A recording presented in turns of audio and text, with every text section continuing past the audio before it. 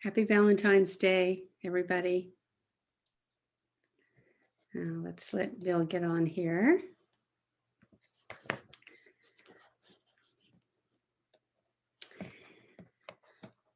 So,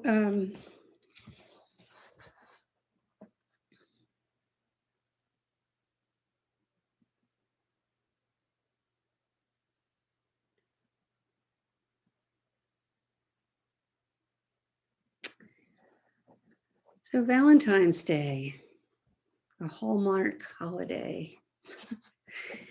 I thought I'd talk, because of this, about love and how Zen, what the Zen angle is that reaches beyond the love as a greeting card sentiment. Sentimental love is not what we're talking about here tonight. Sentimental love that is affectedly or extravagantly emotional. That quality that loads sweetness and maybe even an exaggerated display of sweetness on top of an underlying need or agenda that cuts off thriving because it's based on a separate self. This is what I mean when I say sentimental. It's based in and does not challenge, does not look beyond the delusion of separate self. But what we're looking at here and in Zen drives into the ageless and timeless human experience of love that's really necessary for thriving.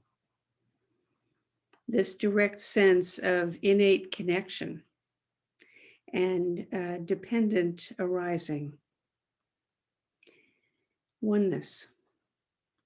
So tonight, I'm going to talk about the personal condition of love, the condition, the feeling of it, the feeling in the body, and the emotional gifts and qualities that come along with it. It's more usual in Dharma talks to point to the troubles that we experience that stem from attachment and desire. The immortal jungles of despair, as one poet has described them. What we're usually studying together is the inevitability of and dissatisfaction and disappointment and loss, and the delusion of separation that seems so real and spurs us to wanting another to meld with in order to cure the existential pain of life that we experience as an individual, separate from the world. The kind of feeling that there's a me in here and the world out there. And we all know this feeling of separation.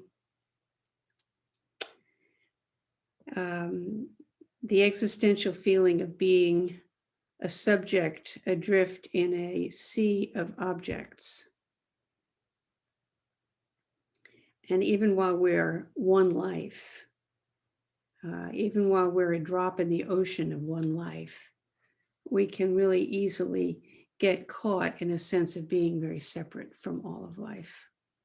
That's usually what we look at when we approach the theme of love, and we get very cautionary about love and attachment and desire. But that's not what I'm going to do tonight. We won't look in that direction. The direction that holds out its hands to the suffering self.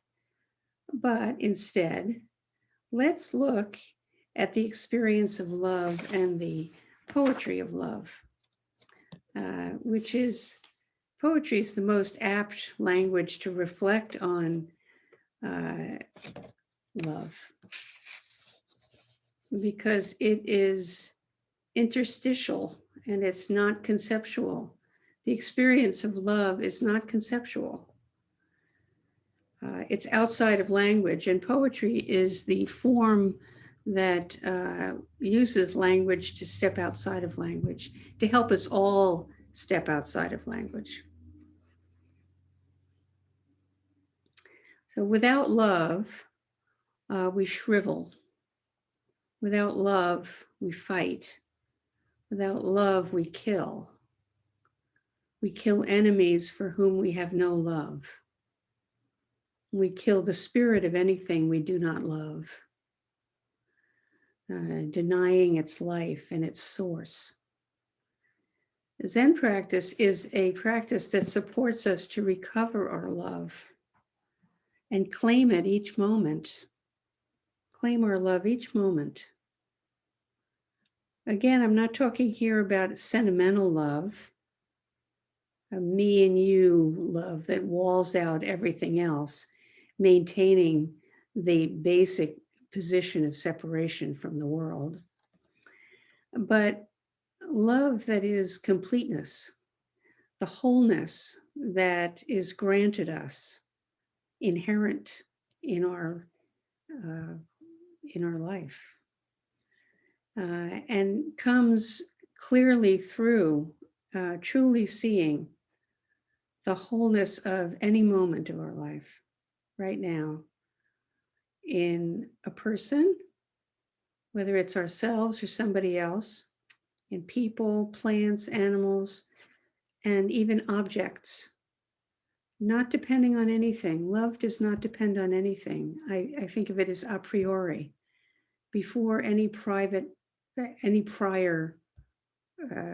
necessary condition.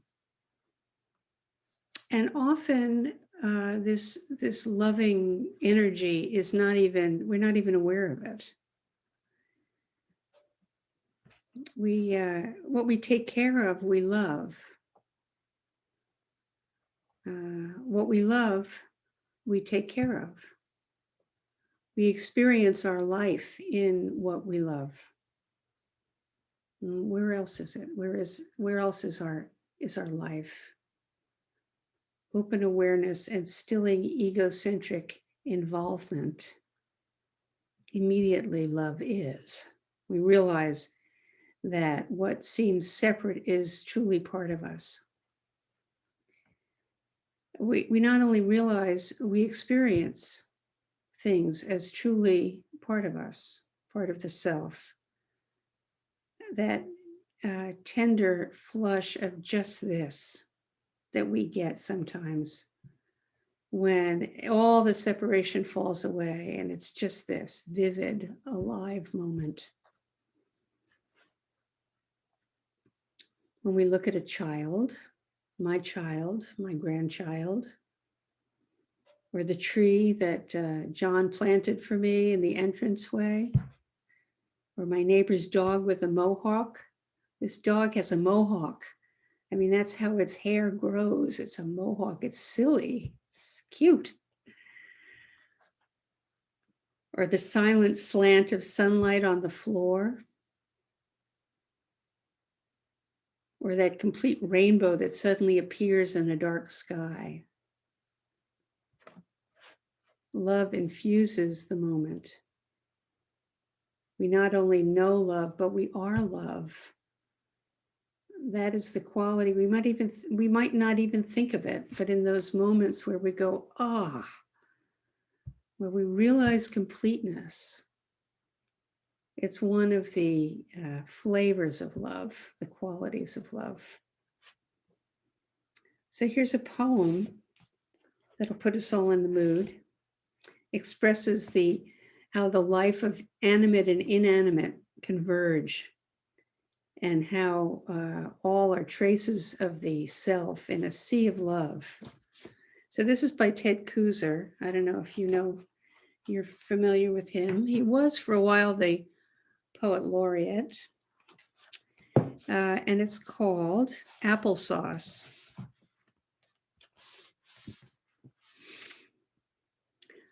I liked how the starry blue lid of that saucepan lifted and puffed, and then settled back on a thin hot pad of steam. And the way her kitchen filled with the warm, wet breath of apples, as if all the apples were talking at once, as if they'd come cold and sour from chores in the orchard and were trying to shoulder in close to the fire. She was too busy to put in her 2 cents worth talking to apples, squeezing her dentures with wrinkly lips. She had to jingle and stack the bright brass coins of the lids and thoroughly and thoughtfully count out the red rubber rings, then hold each jar to see if it was clean, to a window that looked out through her backyard into Iowa. And with every 3rd or 4th jar, she wiped steam from her glasses, using the hem of her apron, printed with tiny red sailboats that dipped along the leaf green banners, snapping under puffs of pale applesauce clouds, scented with cinnamon and cloves, the only boats under sail for at least 2,000 miles.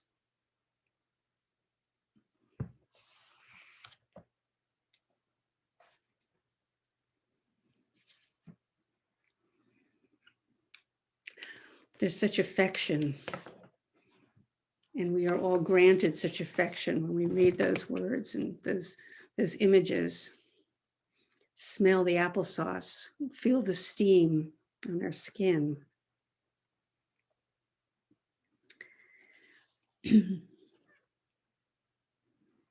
This is a poem of love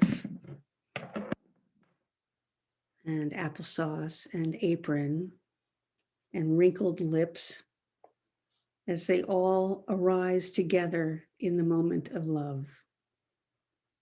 Nothing is separate from anything else. How can this kind of an instant be anything other than loving? And this also marks most of our instances. If we are awake and available, there are as many forms of love as there are forms of breath. The voice within all silence.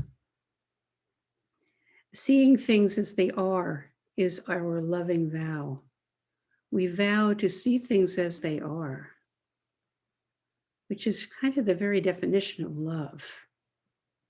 To be seen, truly seen.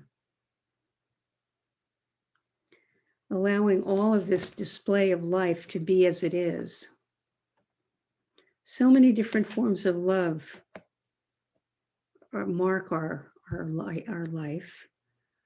And we can study this in our practice, this path of practice.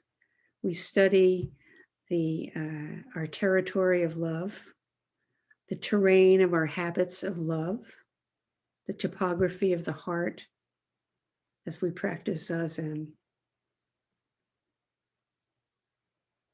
If we give up a thought that Zazen is a certain serious Japanese kind of thing that we're doing, and just allow ourselves to explore the topography of our own moment and see it just as it is. And this is one of the forms of love that marks our every moment of our life. All love is personal, whether the person is a human or a tree. Stopping on the path to hug a tree, if you've hugged a tree, or even just stood by a tree, or leaned against a tree, that tree is receiving the hug or the lean or the company, experiencing pure relation, life in relation to life. I love you. So notice what you take up, what happens if you take up an intimate practice of saying, I love you. I want to propose this for everybody to do tomorrow. For a day, Just say in your own mind, not aloud. You don't say it aloud, but you say it in your own mind to everyone and everything that you encounter. I love you. How does this affect your experience? Bringing love each moment by using the silent mantra, I love you. Reminding ourselves each time, each moment, of our relationships at this particular moment, the inescapable interdependence. Little Sarah, a sparrow by the side of the path ahead, I love you. The turkey crossing Circle Boulevard, I love you. The mail carrier emptying the mailboxes, I love you. The mailbox, I love you. The man with the MAGA hat in the parking lot, I love you. The checker at the co-op, I love you. Your child's teacher, I love you. The dishes you're washing after breakfast, I love you. The person who answers the phone at the insurance company, I love you. And that old twisted Madrona on the upper trail, I love you. The chair at your desk in front of the Zoom screen, I love you. Bringing to full life all that makes up our material world, intimate, I love you. We bring it to the material world, to bodies and objects, and we bring it to the immaterial world, this practice of I love you. Thoughts, I love you. Pleasant sensations, I love you. Unpleasant sensations, I love you. How would that be? Leaving behind picking and choosing, and be willing for one day to love the whole catastrophe, as John Kabat-Zinn calls it, the whole catastrophe. Loving the whole catastrophe. And what is the problem that we face when we love even the pain and the difficult? Why do we turn away from the pain and the difficult? Pablo Neruda's words about this are, the nights between our separated cities are one by one joined to the night that unites us. Each of us are cities of experience separated from one another. And he sees the larger truth here. The nights between our separated cities. Isn't that an interesting image? They're all cities that have great histories and great populations and endless dramas going on all the time.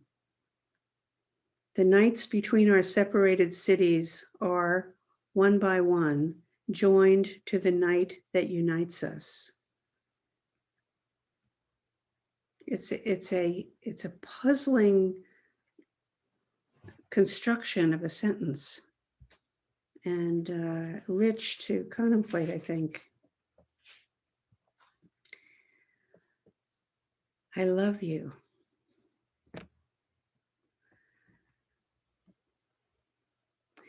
So that's all well and good, but what do we do with all those elements in the world that are ugly and distressing and hateful and deceitful and creating so much harm and suffering? What do we do with those?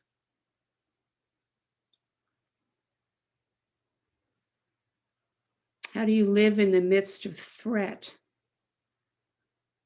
A lunatic, poverty, sickness unto death. Everyone knew he was off his head. Who have you known who was off their head? How do you love them? how do we carry love for those who have harmed us? We don't pretend. You can't pretend such a thing.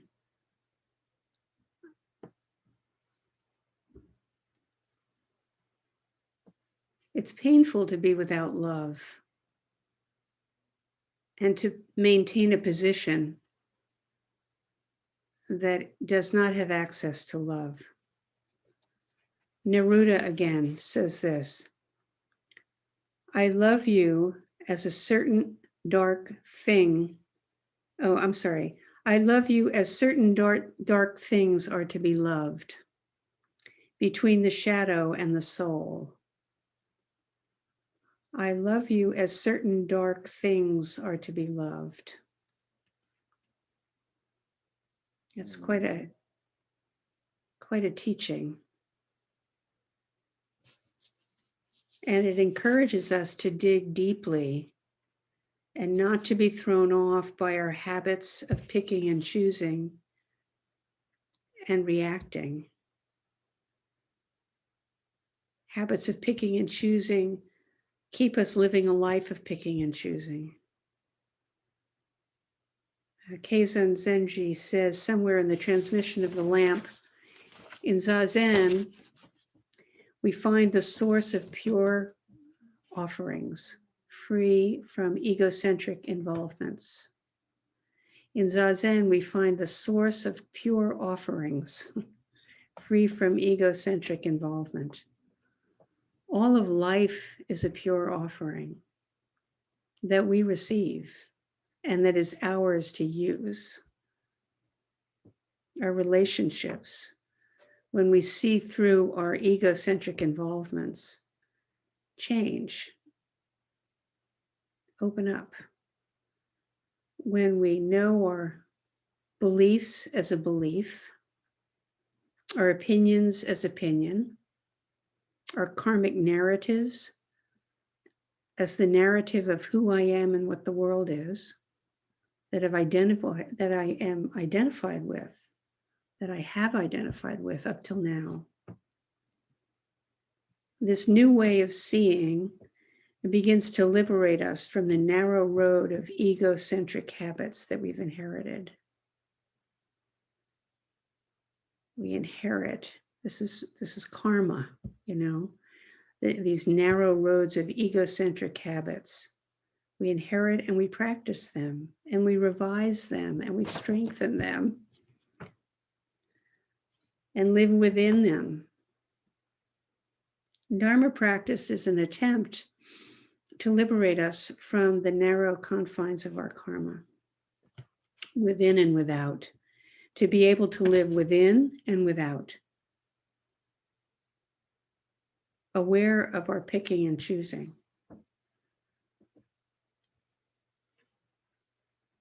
There's a koan that comes down to, is there an end to karma?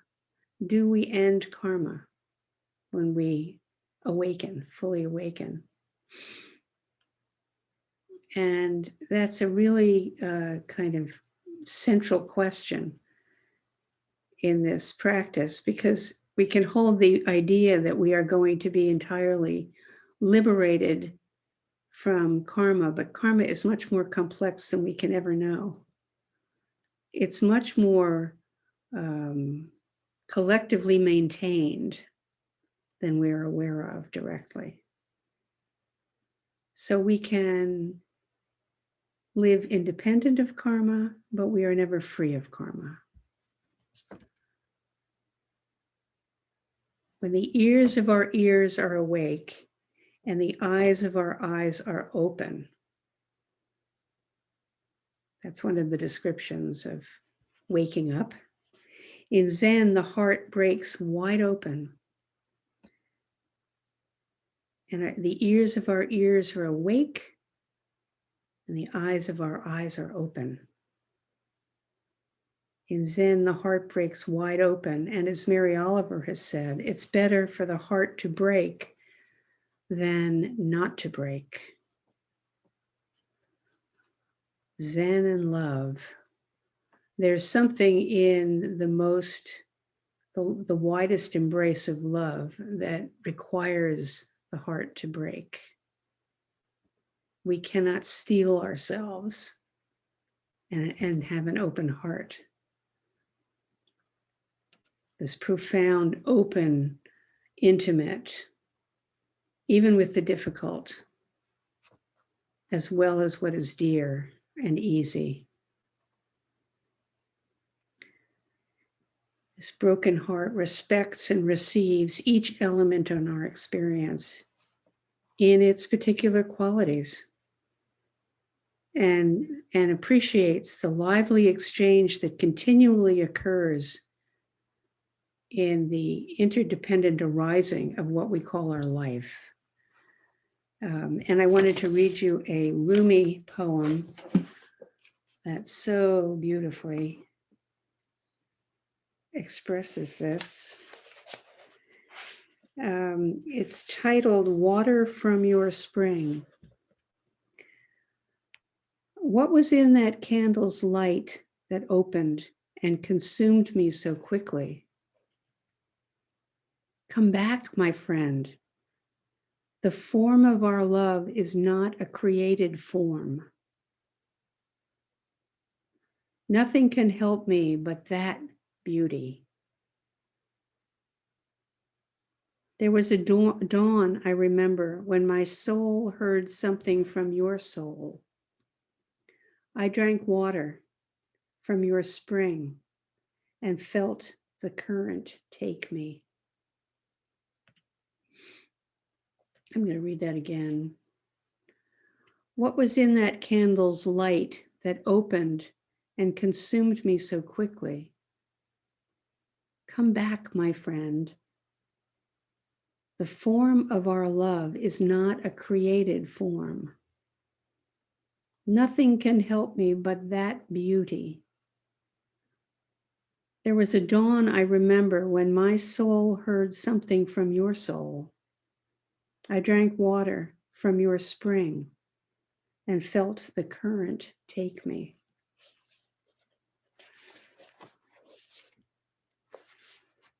We are so conjoined, even when we don't know it, even when we're not aware of it.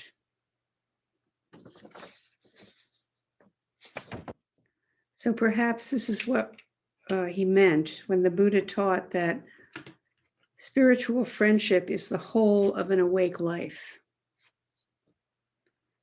And love is the coin of this friendship, the coin of deepening intimacy.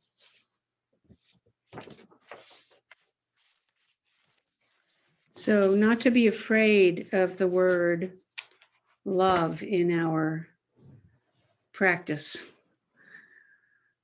but to recognize that it's one of the primary koans in our life, to explore the love of each moment and the ways that we love and we guard against love.